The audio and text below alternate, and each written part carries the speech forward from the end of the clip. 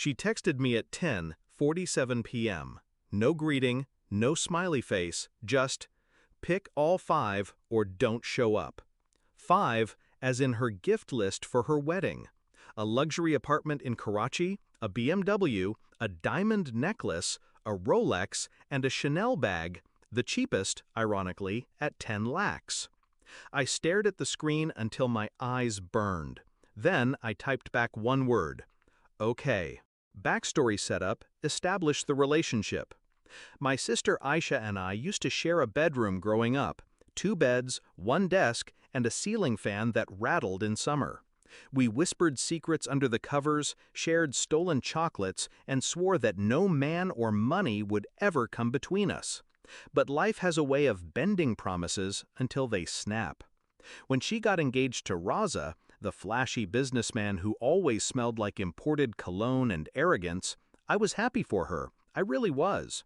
Even when the wedding budget ballooned, even when she joked that my successful job meant I'd finally be useful. Discovery of betrayal. The list arrived a month before the wedding. No if you can, no I'd be grateful. Just a PDF, neatly typed, with prices attached, as if I were a corporate client being sent an invoice. I picked the Chanel bag, quietly, without fuss, a gift I could afford without draining my savings. 2 hours later came the text, the ultimatum. When I called, she didn't pick up. When I showed up at her apartment, she didn't open the door. But I heard her voice inside, laughing with Raza. She was saying, she'll cave, she always caves. That's when the air went cold in my lungs. Not because she was using me, but because she thought she owned me. Shift in mindset, strategic planning begins. I didn't rage, I didn't cry. I went home, sat at my desk, opened my laptop, and began moving pieces. Aisha had always been careless with her trust. Over the years, she'd given me passwords to help her with online stuff, her streaming services, her email, and, most importantly, the joint account she'd set up with me when she moved abroad for a year, the account where her fiancé had been transferring wedding funds. Execution of the plan. Step 1, revoke her access. The joint account was mine on paper, she'd added her name for ease.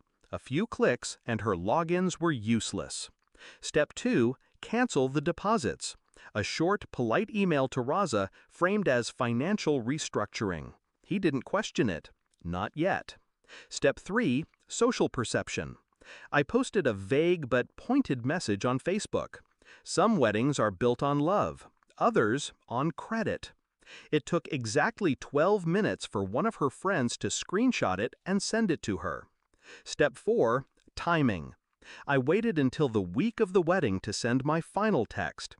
Don't worry, I'll bring all 5 gifts to your reception. Climax and confrontation. The reception hall glittered with chandeliers and fake smiles. She was draped in gold and arrogance. Raza hovered by her side like a trophy. When she saw me, her smirk was victorious. "So, did you bring them?" she whispered, the words dripping with smugness. I smiled. "Every single one." I handed her a velvet box. She opened it in front of her friends. Inside, 5 tiny cards, each with a printed image of her gifts: apartment, BMW, necklace, Rolex, Chanel, stamped in bold red letters.